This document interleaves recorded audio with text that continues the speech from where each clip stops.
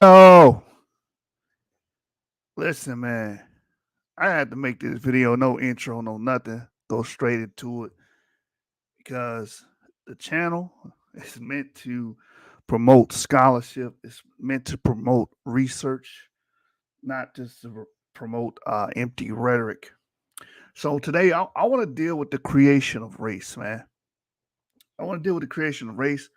Um, I come from the standpoint in all these years of dealing with pseudo cults and being in organizations that are considered pseudo Black Hebrew Israelite organizations, right? You get fed all these lies, mistruths, misinformation, and disinformation, and what happens is, you know, how it's fed to you is you've been lied to your whole life, blah blah blah. Therefore, what we're telling you is the truth, blah, blah, blah, and it's coming from a divine order, blah, blah, blah.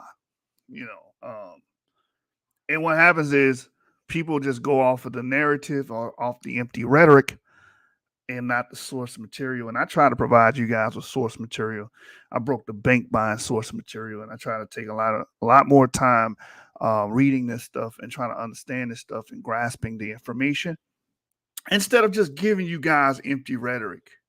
When it came to the genetic argument, I did my best and I gave effort behind it to give you guys accurate, up to date information. I gave you my opinion on certain information, right? But I gave you sources. What a lot of people want to do and what they have been doing, what they will continue to do is just give you empty rhetoric. I don't do that here. I try to give you something to reference, something you can go read, something tangible. So today I want to deal with the creation of race because many people champion race, many people justify race and racism. People justify the acts, especially when it's their group. You know, if it's a white racist, they're going to they're going to justify racism and say it's not racism for whatever reason, right? And black people, they quote unquote black people, air quotes, they're going to justify racism and say that it's not racist or whatever they're saying, their ideologies or whatnot. You know, I'm not racist. I'm just saying that, we should be able to hate a certain group of people because of a certain history. That's racism, man. No matter how you try to justify it. Same thing. That's what they were doing in the early 1900s. So I want to educate you guys, like I've been doing, give you source material, go and tell you, don't just listen to what I'm saying. Go read the shit. Go read it. Go read the information.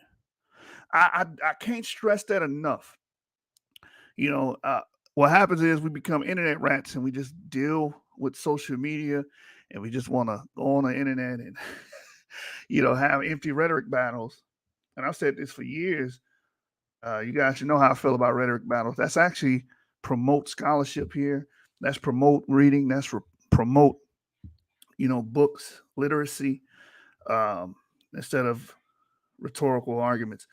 With that being said, I got a sponsor here, and my sponsor is pretty much apropos to that message.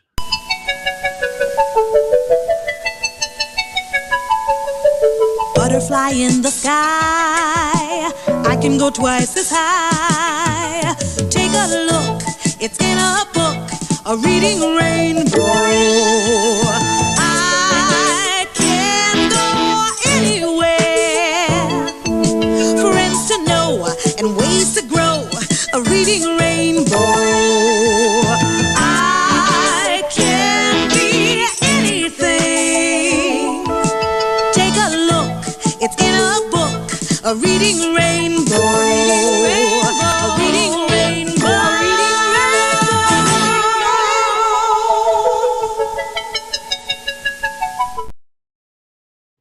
All right, all right. So let's get into this.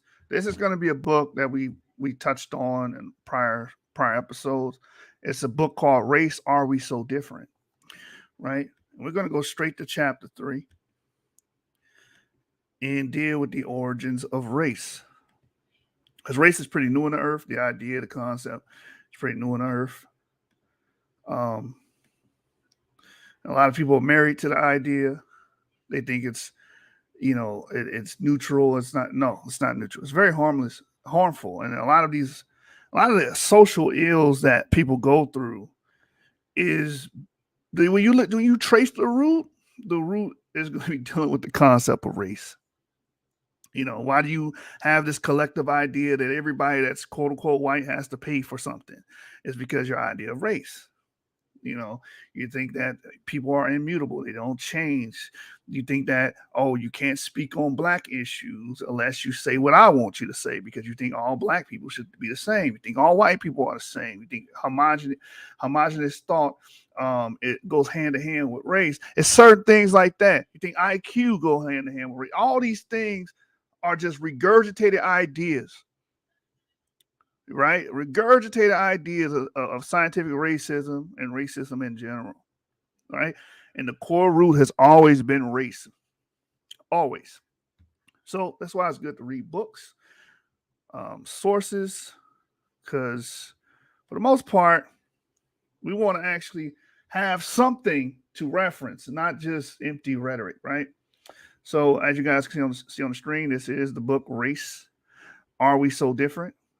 Creating race. And this is one of the reasons why I just don't want to have Israelite conversations no more because it all of them, all roads lead back to race with that as well, and the ideas of race. And I'm just through with it. I'm done with it.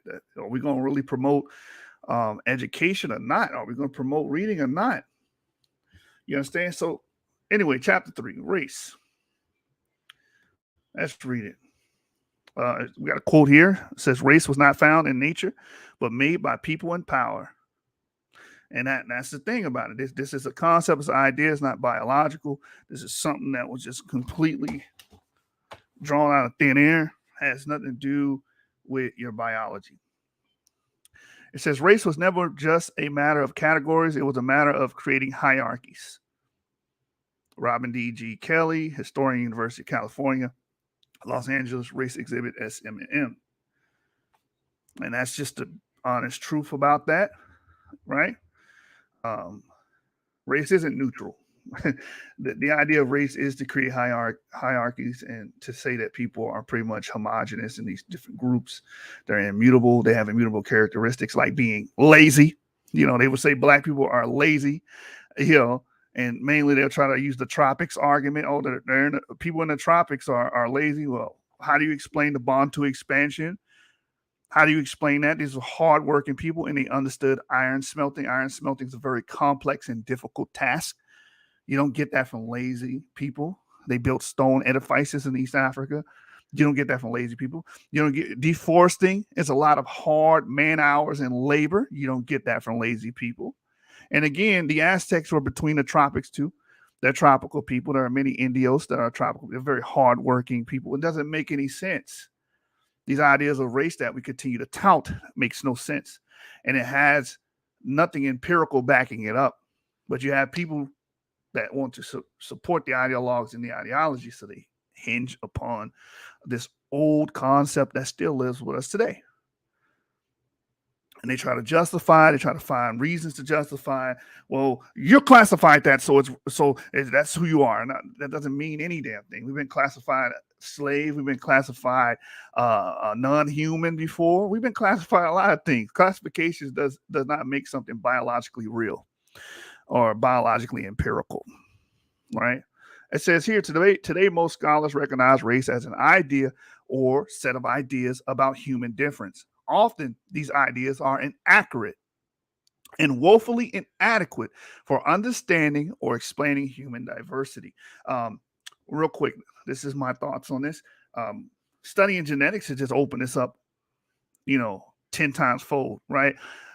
Studying genetics shows that race does not explain diversity because you have groups that you would call or categorize as black, white, Indian, whatever, that overlap with each other, right? And then people think, well, everybody in sub-Saharan Africa is the same. It's not true. It's not true at all. There's a lot of diversity. You have an old European lineage there known as the Chadic people, some of the Toba people, right? You have Paleo Africans that have been there since the inception of Homo sapiens sapiens. Then you have YAP carriers that are there. It's very diverse. You have T markers that are there. So just using a broad brush race idea does not show and explain human diversity. And we know this because we study genetics, right? Genetics shows your ancestry. Genetics shows where or what people group that you descend from, or you're closely related to. It says here, nonetheless, they play a major role in shaping our interpretations of individual and group differences, as well as our social networks and material relations. In other words, we do not identify human races, at least not through an objective means. We create them. And that's exactly what's going on, right? Human races did not evolve in nature, but from folks' beliefs through cultural and social practices. Let me read that again, because maybe that went over somebody's head. Human races did not evolve in nature, but from folks' beliefs through cultural and social practices. That's all it is. That's it. That's what it is. It's just conceptual. It's not biological. It says here, how did the idea of race begin? The answer resides in the complex interplay of science, government, and culture within the history of Spanish colonial expansion into the Americas. When European colonists first arrived on North American shores, beginning in the 1500s, Native Americans already inhabited the land. The Spanish, French, and English frequently clashed with indigenous peoples as they established settlements in Florida, the northeast area bordering Canada, the Virginia colony in the southwest. Initially, Europeans viewed various indigenous tribes as separate nations, not as races. Nor did the earliest English colonists describe blacks in racial terms when they established a labor system of indentured servitude that included both Europeans and Africans. However, by the mid 1600s, the status of Africans began to change dramatically. They were no longer servants with the prospect of freedom following a period of servitude like their European counterparts. Instead, colonial leaders relegated Africans to a status of permanent slavery. So now we get into the root of this. And remember, this is me talking, not the book. We get into the root of this. And remember, the concept of race, the primary goal was to create hierarchies. We read that quote earlier. And guess who's on the bottom of that hierarchical system? This is why it's so ironic that the very people group that was fit into this race model where they would be black, are called a designated black, are the ones who suffered the most from it. And they're the ones that are trying to champion this ideology. Right? This is almost as ironic as Marcus Garvey, pretty much following Ernest Cox, which was called his friend, right? He was friends with white supremacists, right? Sold his book, White America. He was the president of White Society of America, right? This guy hated black people. He was a vouch racist, right? And he wanted all of the Negroes to be expelled from America. It's ironic that Marcus Garvey would either just agree with him and become lockstep with him, but also say that mulattoes got to go. Wait a minute, Marcus Garvey, you are a product of a mulatto. You are of European descent, right? That mixed with probably a Caribbean black or some black, quote unquote, person in times past, and you're calling for the elimination or against miscegenation. It's weird, but this is the irony that we deal with, right? It's like animal form. At the end of animal form, the animals that were fighting the revolution became like the humans they were fighting against. Right? Anyway, to continue reading, it says they were no longer servants with the prospect of freedom following a period of servitude, like their European counterparts. Instead, colonial leaders relegated Africans to a status of permanent slavery.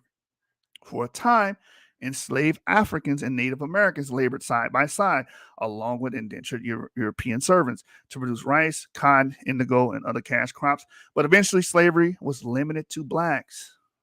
It was only with their increased reliance upon slaves and their ambitions for Native American lands that English colonists began to develop laws of racial separateness in a racial hierarchy. Slavery and Native American land dispossession did not begin, but became racial projects. You may be wondering why slavery and military campaigns against indigenous peoples required rationalization in the first place. Sure, we now see slavery as a moral stain, our nation's original sin, but societies change and today's moral bearings differ markedly from those of yesterday. Didn't colonization and slavery align with the majority of values of that time? Wasn't slavery practiced in the world over, including in Africa and the Americas, prior to enduring the colonial era? Why then their English colonists compelled to justify these millennia-old practices, whether through race or any other means? While one may be inclined to view slavery as the same institution, whether the practice in ancient Rome, the 17th century Gold Coast, Ghana, or 19th century Virginia, this is in fact is not the case. Race-based slavery in the Americas was without historical precedent, the foundation of the burgeoning Atlantic world economy. For example, one major difference between American slave societies and those other societies with slaves was in the extent of social alienation between the enslaved and those who owned them. In the latter, enslaved individuals generally found themselves integrated into the social fabric as occupants of the bottom rung of a biological and fictive kinship ladder. Fictive. You know what fictive means? False, right? It says here, fictive ladder. However far-fetched the notion of human equality may have seemed to elites in these societies, they usually did not deem it necessary to call into question the fundamental humanity of those they enslaved, whether through conquest, debt, or other means.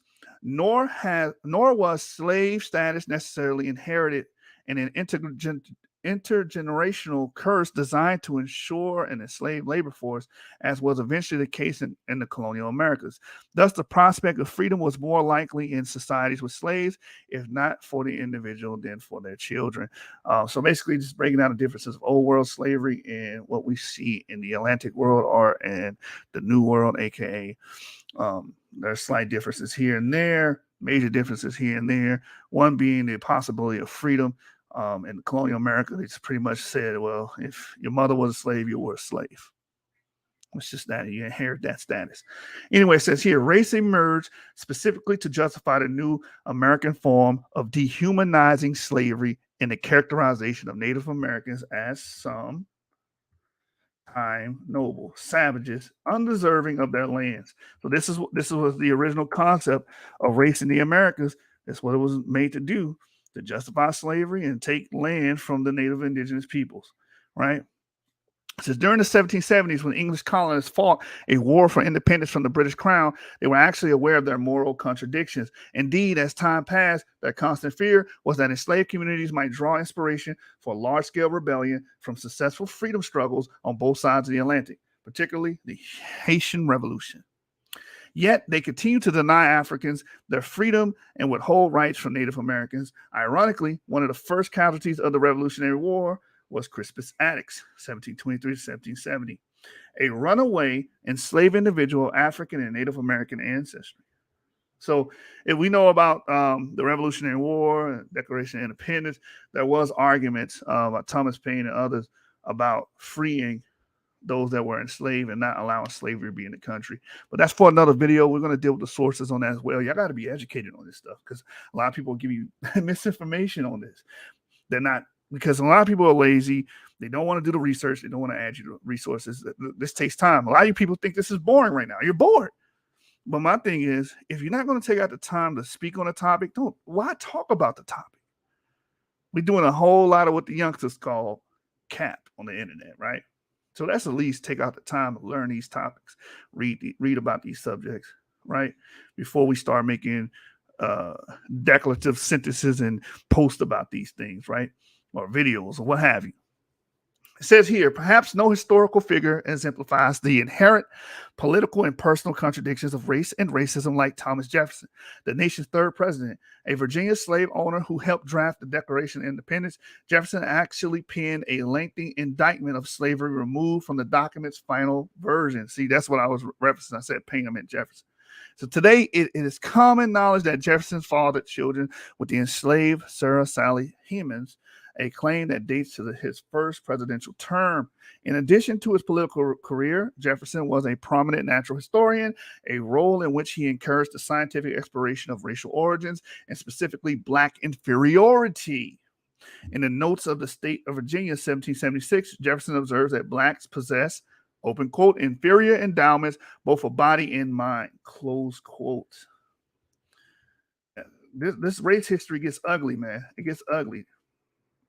It says, in comparison to whites and to a lesser degree Native Americans, he wonders whether this state proposed, open quote, a suspicion only, close quote, reflects separate natural origins for the races, or is instead the result of racial divergence from a common origin. And remember, we dealt with this about a year or two ago about the idea of the polygynous and the monogynous people. The monogynous people believe we all share the common ancestor. And the reason why they believe that, because many of those guys would read the scriptures and say we all come from one blood. And then you had these people that were trying to justify slavery and justify the maltreatment of slaves and say, no, we're actually of a separate origin. We're polygynous. And matter of fact, these black people are beasts of the field. If we're going to deal with the Bible, the Bible talks about the beasts of the field. They're not even human. And we dealt with the book Black and the Slave that deals with that particular period of history and those arguments, right? So that's why Thomas Jefferson, at his time, those were the arguments made. That's why he's pondering this. Do we have a common origin or are we from a separate origin? Because these arguments were used to justify the maltreatment of African descendants or African slaves. It says here, due to time and circumstances, as we discussed in chapter 4, scientists eagerly took up this challenge. Some, like Swedish naturalist Carl Linnaeus, whose 10th edition of Natural Systems introduced a familiar binomial genus and species nomenclature system of taxonomy, Homo sapiens, had already endeavored to investigate and classify the races of man. I'm pretty sure if you guys follow the channel for a while, you know about that. So they give you a timeline right here. Created race, 1492 to 1782, a timeline. A time before race. Prior to the advent of racial slavery in the colonial Americas, the concept of race, defined as a way to divide and rank peoples of the world, does not exist. Religion is the primary currency of difference. There are Christian peoples and there are heathens, which include Jews, Muslims, and pagans. Slavery exists, but slave status is based on religious affiliation as non-Christian, not skin color or quote-unquote race. Open quote, expansion, conquest, exploitation, and enslavement have characterized much of human history over the past 5,000 years or so, but none of these events before the modern era resulted in the development of ideologies or social systems based on race, close quote, Smedley, 1999. So we got 1492. We all know 1492, Columbus sailed the ocean blue. We all know that, right? So in the same year Columbus arrives in America, the Jews are expelled from Spain. 1500s, the great chain of being. In the 1500s, Europeans see the world as organized into divinely ordained hierarchy or great chain of being. From the lowliest creatures to humans to angels to God himself, when they begin sorting peoples of the world into races.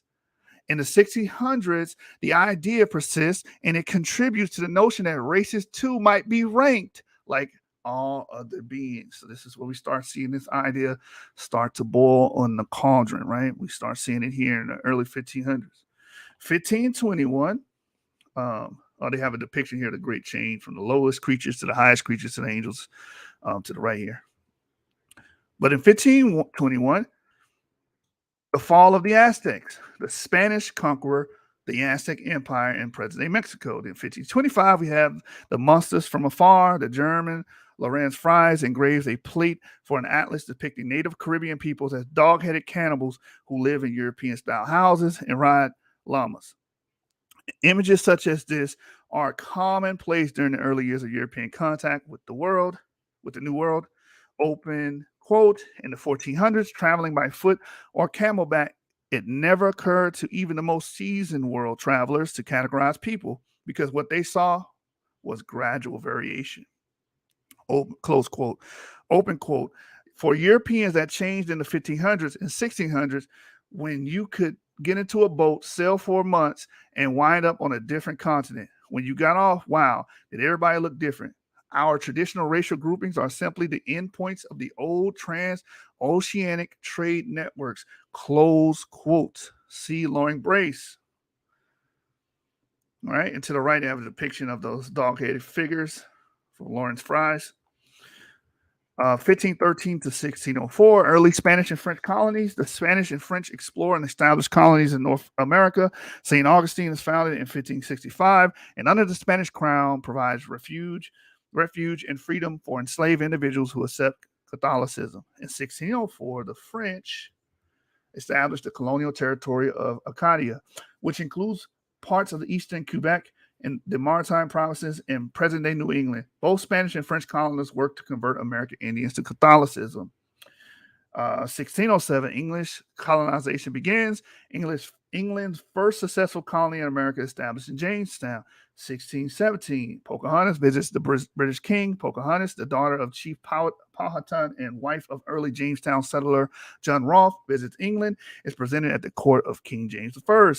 Open quote. In the early 1600s, the English did not yet think in racial terms. Status and religion were more important. Pocahontas was received so well in London because she was royalty. Karen Cooper, close quote, Karen Cooperman, historian, New York University, race exhibit. 1619, first Africans in Virginia.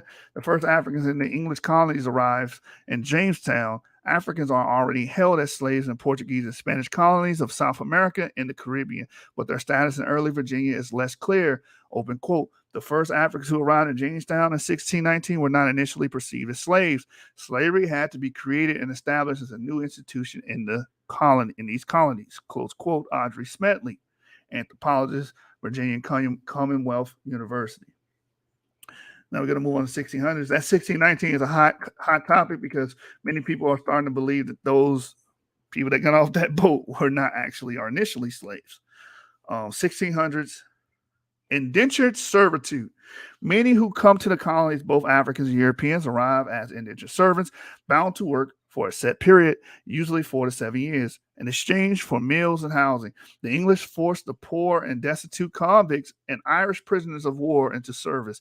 It is a life of hard labor, little food, and few rights. Many died before completing their time. In colonial Virginia until the late 1600s, indentured servitude, not slavery, is a dominant form of labor. In the colonies, white and black servants work side by side. Open quote. Black and white servants ran away together, played together, and revolted together. They mated and married, siring a sizable mixed population. In the process, black and white servants, the majority of the colonial population, created a racial wonderland. The basic division was between servants and free people, and there were whites and blacks on both sides of the line. Close quote. Bennett, 1987. 1621, an African slaveholder. Anthony Johnson arrives in Virginia either enslaved or as an indentured servant. After some time, he earns his freedom and soon becomes a respected member of the community with a large farm, livestock, and slaves of his own.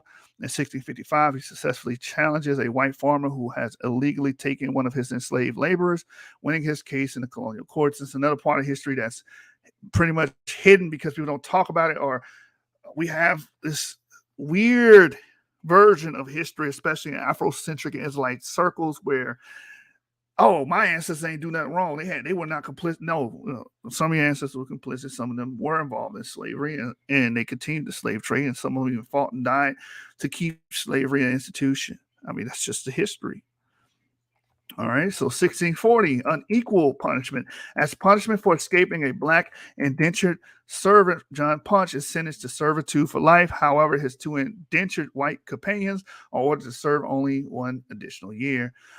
Open quote, this is the first definite indication of outright enslavement. No white servant in any English colony, so far as is known, ever received a like sentence. Close quote, Jordan, 1968.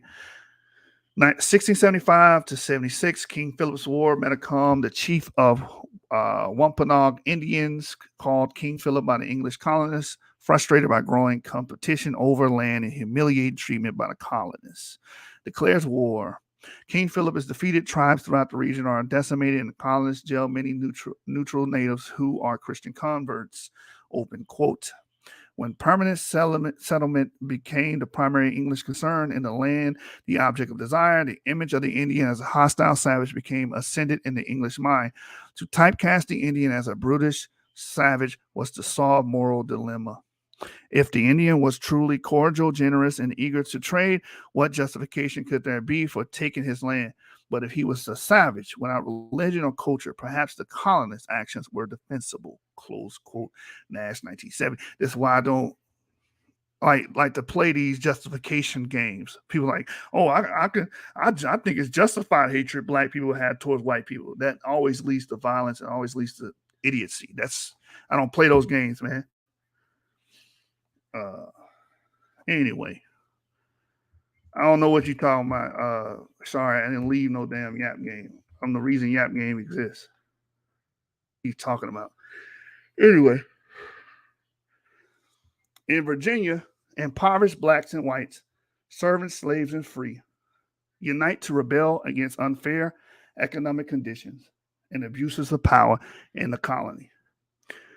British troops quash the rebellion, but it reveals to wealthy white planters the danger of having poor whites allied with poor blacks. Open quote, the answer to the problem was racism, to separate dangerous free whites from dangerous slave blacks by a stream of racial contempt. By a series of acts, the Virginia Assembly deliberately did what it could do to foster the contempt of whites for blacks and Indians, close quote. Morgan, 1975. So as we can see here, now we're starting to see what we call this racial traction starting to come into fruition around 1675 and 76, right? 1758, Linnaeus on race. The Swedish naturalist Carl Linnaeus publishes the 10th edition of Natural System, his comprehensive framework for sorting the natural world.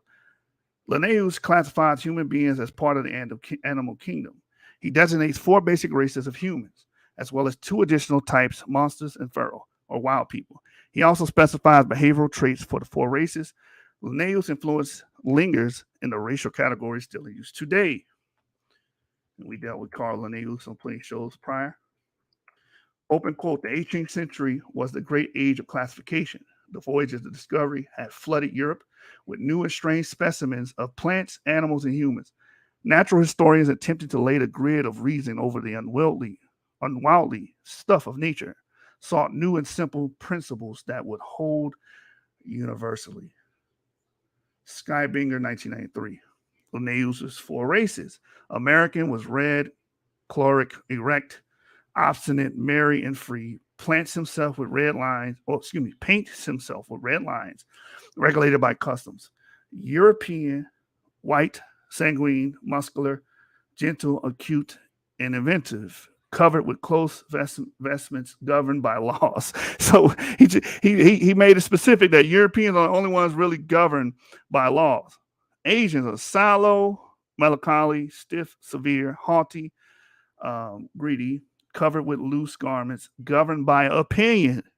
And then we get to African. African is black, phlegmatic, relaxed, crafty, indolent, negligent, anoints himself with grease, governed by caprice. So you can see he started to attribute certain traits with these different races. As we see today, that's what people try to do. Oh, these people do this. White people do this. Black people do X. Asian people do Y. Right? And what he's doing is making a biological argument. These things are immutable. These things are just natural to someone that is white looking or black looking or Asian looking or African looking, which is far from the truth. And again, like in the beginning of the chapter, it says, basically, it doesn't explain diversity. It doesn't allow it. It doesn't allow there to be diversity in these groups because you put and paint this narrative that these certain groups are born or are never changing with these different features and characteristics. 1776, we all know what that is. That's the Declaration of Independence. Thomas Jefferson, future U.S. president and likely the father of at least one of the enslaved individuals he owned, drafts the Declaration of Independence, including the famous words, all men are created equal. 1781. Again, this is what sparked arguments. Wait a minute, all men are created equal. Why do we have slaves, right? Which I want to do a video dealing with those arguments. 1781 to 82, inalienable rights for some. Jefferson first published his notes on the state of Virginia, a study of Virginia's natural history, as well as of its social and political life. Open quote. I advance it, therefore, as suspicion only that the blacks, whether originally a distinct race or made distinct by time and circumstances, are inferior to the whites in the endowments both of body and mind. This unfortunate difference of color and perhaps of faculty is a powerful obstacle to the emancipation of these people. I want to read that again because maybe that went over somebody's head. I advance it, therefore, a suspicion only that the blacks, whether originally a distinct race or made distinct by time and circumstances. Again, why they call it a distinct race? Because, again, the argument is that white people have nothing to do with black people. But as we read earlier, they were working together as indentured servants, having babies, having their own communities, intermarrying and having babies. So they have a lot to do with each other. And if we go deeper into genetics, we know they have a lot to do with each other, right? We all come to CTM 168. For the majority of us, CTM 168, DE, and CF are initially at the same branch of humanity before they split, right? So you can even have that argument. But these were the type of arguments that were happening during this time. It says here, or made distinct by time and circumstances, are inferior to the whites in the endowments both of body and mind. This unfortunate difference of color and perhaps of faculty is a powerful obstacle to the emancipation of these people. So it's saying since they believe this, they can't free these people. That's pretty much what he's saying. Since they believe in race and they believe in differences in race and these things affect the body and the mind, right? The intelligibility of these people, right? Then therefore it's difficult. It's an obstacle to justify freeing these people. That's the crazy bullshit that we have to deal with in history. And that's the end of the timeline there that they provide in this book. Anyway, we before we went to the timeline, I wanted to read that whole thing for you guys. Oh, we were reading. Go down. Continue, because we're going to finish this whole chapter tonight. We actually read books here. We actually promote literacy here on the channel. I have to keep reminding y'all that. All right, here we go. Audrey Smedley, The Origin of the Ideology of Race. Audrey Smedley is a professor of anthropology at Virginia Commonwealth University and Birmingham University. She is the author of Race in North America, Origin and Evolution of a Worldview. Application of the term race to humans certainly predates the colonial American experiment. However, it is not until the latter part of the 17th century that we witness the beginnings of a full-blown ideological system predicated on and dedicated to reproducing the idea of reconcilable racial differences.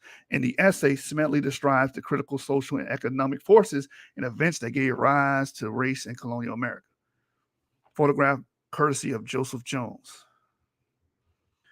Contemporary historical studies have revealed that race was relatively recent invention in human history. Historians point out that our common beliefs about human race did not exist before the late 17th century. These authors agree that race was essentially a cultural invention about human differences that had its basis on social, political, and economic conditions. See, you notice it didn't say anything about biology because all those things are false. That has nothing to do with biology. It has social, political, and economic implications, not biological implications like it's being used today. Right? Race originated as a folk ideology about human differences and was constituted of beliefs and attitudes about these differences. These attitudes and beliefs emerged over a period roughly beginning in the 1690s and continued over the 18th century, a period which also coincides with numerous laws establishing American slavery. Again, as we read elsewhere in this book, the idea was to justify it, right? It says from the late 18th century on, these popular beliefs were given greater weight by the publication of scientific arguments designed to confirm them. Significance of history. In 1607, the English began settling colonies in North America, following the pattern of the Spanish and Portuguese with the objective of acquiring wealth. The early colonists who took over the land unsuccessfully tried to force conquered Indians to work. However, the Indians did not take well to forced labor. Many died of European diseases and others escaped to unknown territories. The English then turned to importing indentured servants from the British Isles, many of them Irishmen captured in wars. These were poor men and some women who were allowed to work off their transportation debts and subsequently obtain their freedom. The need for labor was acute. Early colonists barely survived on what they could produce themselves, and mortality was high. They soon learned that the one product that would bring them considerable wealth was tobacco, a highly labor intensive crop. The first Africans who arrived in Virginia colony in 1619 were not initially considered slaves. They had Spanish or Portuguese names and were familiar with European culture. Like other poor laborers, they were treated as indentured servants who could achieve their freedom after paying their debts. Some of these Africans worked hard and acquired land, houses, livestock, and tools on their own. Historians now agree that true slavery did not exist in the early decades of the English North American colonies. Moreover, there's little or no evidence that Africans were treated differently from other people of the same class. They were assimilated into colonial society as were others. When they acquired land, they participated in the assembly, the governing body of the colony, voted, served on juries, and socialized with white planters. Historian Edmund Morgan writes. There is more than a little evidence that Virginians during these years were ready to think of Negroes as potential members of the community on the same terms as other men and demand of them the same standards of behavior. Black men and white serving the same master worked, ate, slept together, and together shared in escapades, escapes, and punishments.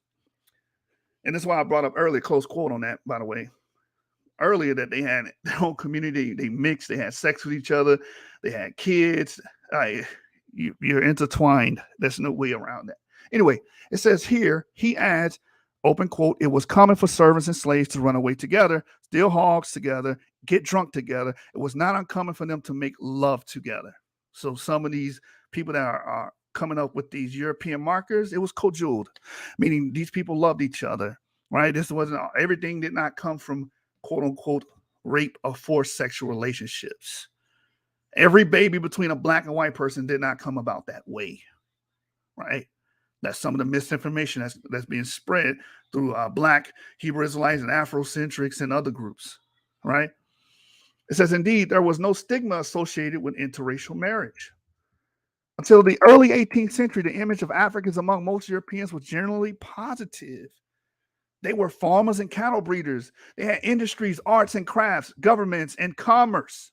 Remember what Linnaeus said? Hold on real quick. I'm going to keep reading this. Remember Linnaeus said, these people pretty much are shiftless. They're not even capable of doing this because his idea of race. But that goes against the historical record. These people were very industrious. They had enterprise.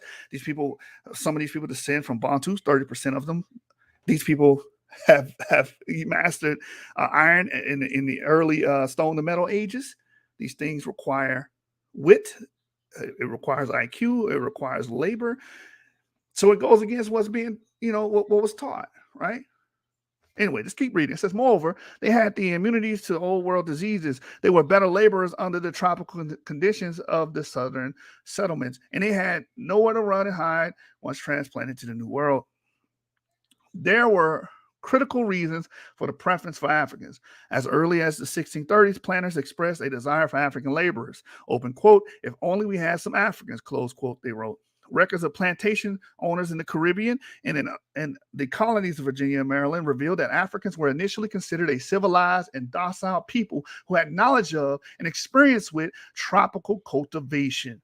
They were accustomed to discipline, one of the hallmarks of civilized behavior, as well as to working cooperatively in groups. They knew how to grow corn, tobacco, sugarcane, and cotton in their native lands. These crops were unknown in Europe, and many Africans had knowledge of metalwork, carpentry, cattle keeping, brick making, weaving, rope making, leather tanning, and many other skills. The colonists soon realized that without Africans, their enterprises would fail.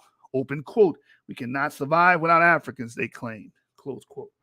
By mid-century, the colonies were in crisis. A few men from among the earliest settlers had taken over most of the fertile land.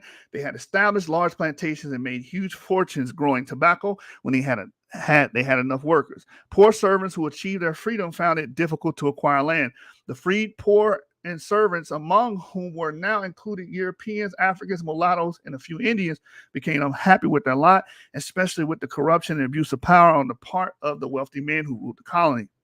They threatened rebellions, plundered their neighbors, showed contempt for colony leaders, and generated unrest throughout the settlements. In 1676, the most famous rebellion was led by Nathaniel Bacon. This uprising of the thousands of poor workers in Virginia was the first major threat to social stability. The rebellion dissipated after Bacon's death, but British royal commissioners sent out to suppress it realized the population at large had supported it and were sullen and obstinate. On one occasion, they faced a dissatisfied rabble of 400 African and 600 or 700 European bond laborers, chiefly Irish, close quote. The colony leaders soon recognized the need for a strategy to prevent such occurrences in the future and to ensure that a sufficient number of easily controlled laborers were made available to plantation owners. And that's going to lead us to the next part of this book, establishing racial slavery. The decisions that the rulers of the colony made during the last decades of the 17th century and the first quarter of the 18th resulted in the establishment of racial slavery. These leaders began to pass laws separating Africans and their descendants, restricting their rights and mobility, and imposing a condition of permanent slavery on them. Africans were now being brought directly from Africa rather than from African communities established in Europe or other European colonies. They were different from earlier Africans, and they were heathens, i.e. not Christians, and were unfamiliar with European languages, customs, and traditions. They were vulnerable to any restrictions placed on them. Some colony leaders began to argue that Africans had no rights under British laws and therefore could be subject to forced and permanent labor with impunity.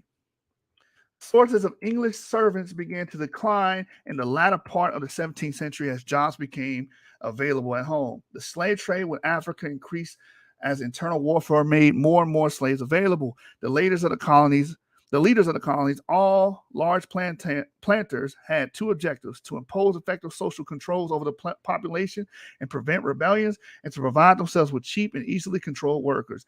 They readily perceived that given the varied physical characteristics of the working population, they could separate it and demarcate some for permanent slavery.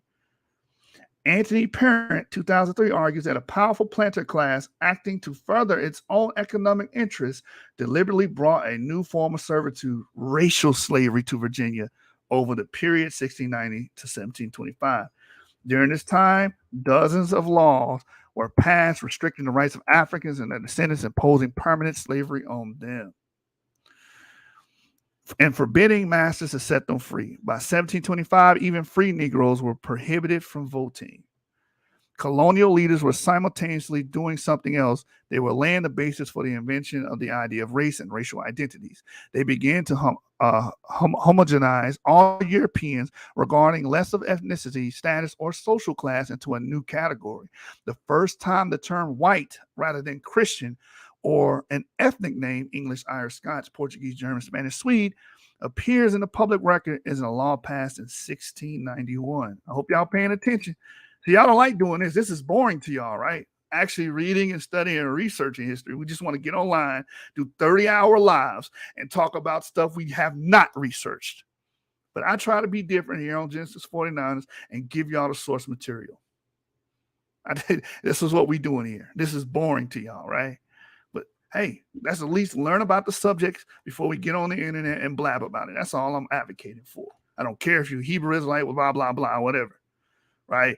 The point is, you need to learn these things, and so you can have a better grasp on these topics. So as we can see, we don't see white in the literature until 1691 in Virginia, and then we see these ideas boil over, right, to justify what, or try to make a controlled class of people. So the conception of race and how it's used in colonial America is indeed used to enforce chattel slavery. That's what we just read. Long story short, that's what we just read.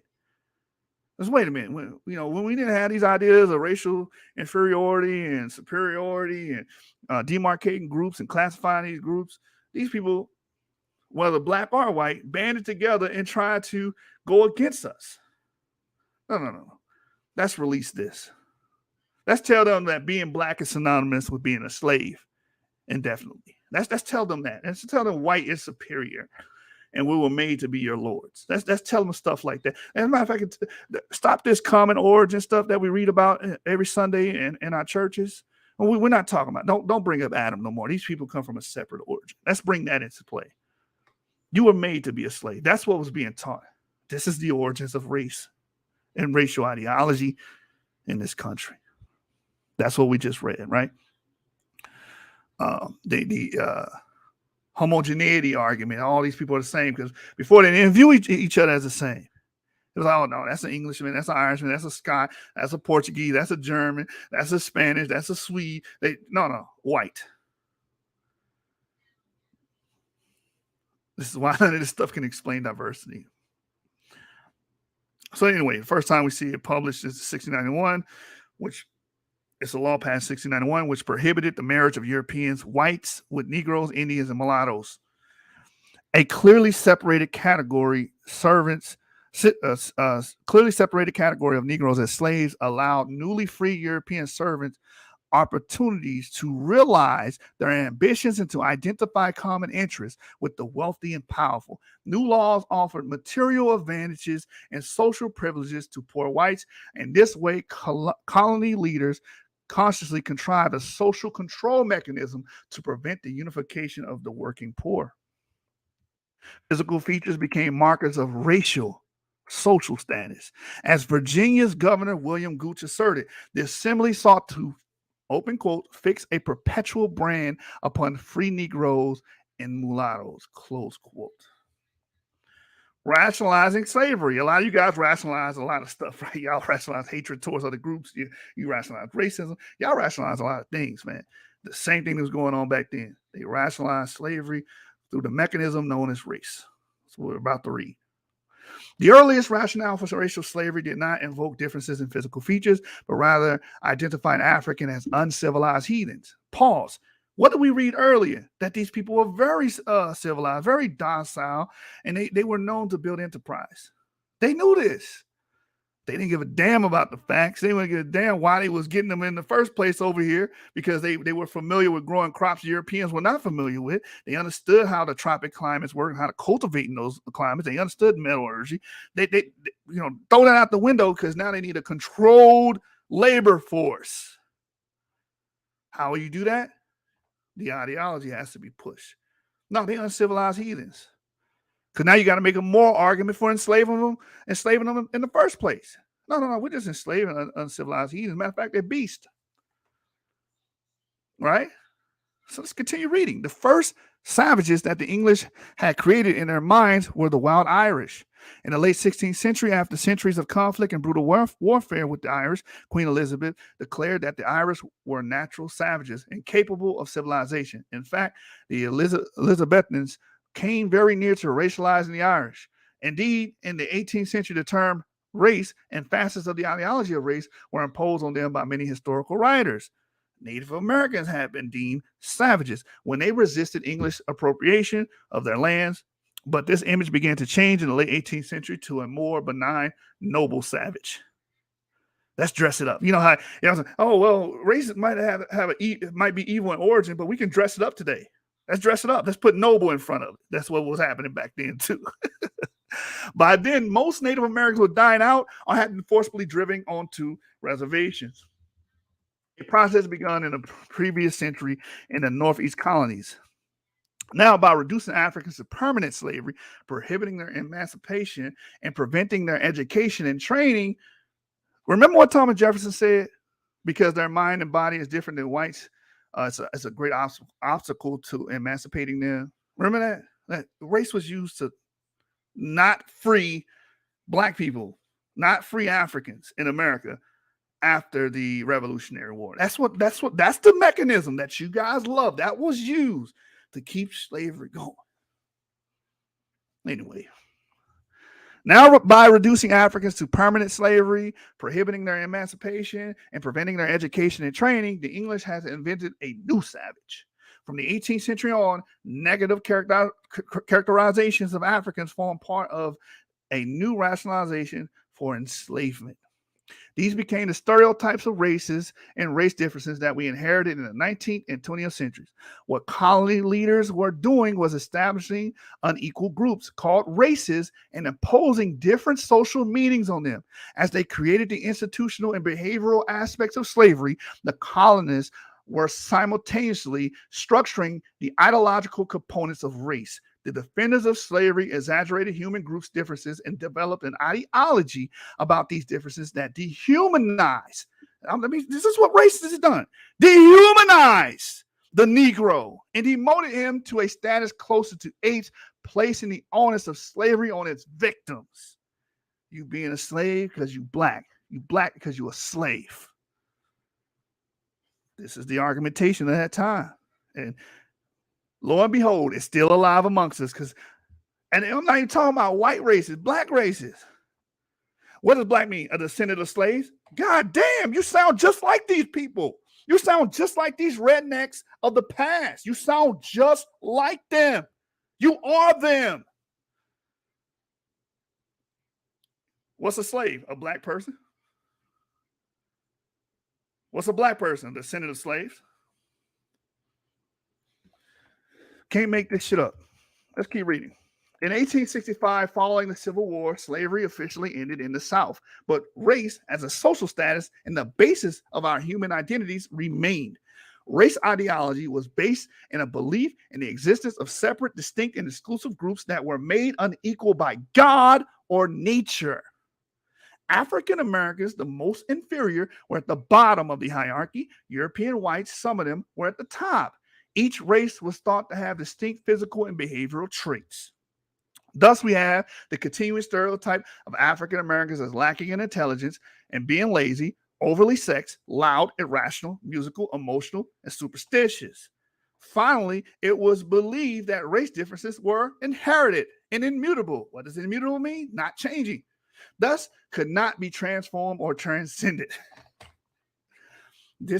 I'm reading to you guys, your spiritual fathers and spiritual daddies, because you, as many of you that are watching this video, many of you that are going to watch this video, have these ideas, have these thoughts ingrained in your mind. That's why you get upset when somebody's on YouTube talking about, oh, he got black in his name. If he don't speak to the black voice, then he ain't black. Now, if you don't vote for me, you ain't black. Because you think these things are inherited and immutable. That's why. That's why you say stuff like that. You ain't black if you don't do X. You ain't white if you don't do this. Oh, you acting white.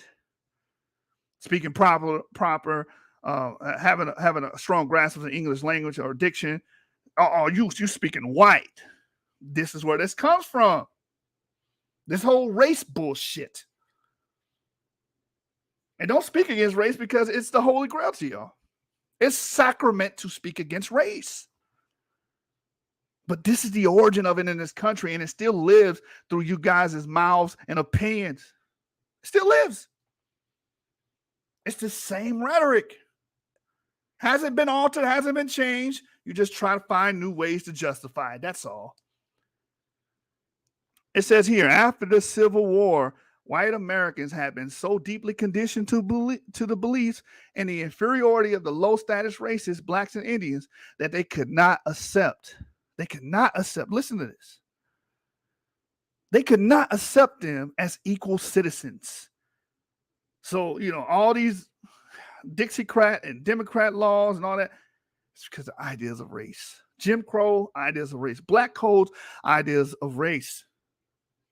Plessy versus Ferguson, separate but equal. Ideas of race. That's why. That's the core of the issue. They made enormous efforts to keep them separate and inferior, and were largely successful in this, as demonstrated by the statistics regarding the well-being and social and economic status of blacks and Indians even today. The upsurge in white nationalism is a grim reminder that while slavery ended, racial ideologies remain. All right. So that's the end of the chapter. Let me go down. I want to read one thing from the discussion they had with each other. I won't read the entire discussion. If you want that, you guys can free to purchase this book, and then we go to the conclusion. I just want to go here about the conversation. In the conversation, Mia Bay says the word race doesn't really appear until the 15th century. It doesn't mean what we think it means, or even what it meant in the 19th century. Then it sort of begins as a notion of lineage. Who you are related to is your race. Your family is your race. Your extended family is your race. So um, that would cut across these color lines that we use, right? Let's read Robin Kelly. It says, over time, those alliances were broken up. And as the alliances were broken up, it became clear that many of the European descended poor whites began to identify themselves, if not directly with the rich whites, certainly with being white, as a way to distinguish themselves from those dark skinned people who they associate with perpetual slavery. Nagest de Souza, he points this out in his book as well. Race became a mechanism to equal even the lowest whites with some of the smartest Africans. Right? I say y'all, I'm putting y'all on equal ground, putting y'all in y'all place. So let's go to the conclusions. Race was created. There are no natural kinds of people created by God or shaped by evolution. Rather, race was created as a folk idea and scientific ideology. While ideas of difference circulated throughout Europe, slavery in the Americas was central to the ideology of race as separate and unequal types of people. In the next chapter, we examine how science helped to make race seem real. So hopefully somebody learns something with this. Hopefully someone understands the idiocy behind race, the evil of race, the origin of race, and how it's still being used and employed today to do the same thing and accomplish back then to justify evil. With that, I'm gonna leave you with that, man. No music, just straight to the book. Y'all got what y'all needed to get, man. Stop talking about topics you haven't read about, and I'm out, man. It's YAP gang forever, man. I'm a YAP gangster. I'm gonna represent historicity. I'm gonna represent literary works, literature, literacy. I'm gonna always represent that. I'm gonna always go to the source. Your rhetoric arguments are just that, rhetoric. If you want to talk about something, at least learn about it first. You want to learn about race? Let's talk about it. Let's read on it. Let's read on the history of it. And that's what we did tonight. Race is an evil institution, and it was used to justify the maltreatment of the very people that most of y'all claim y'all care about. So I'm out of here, man. Candlesticks up. It ain't a debate. It's a stick up. Gang.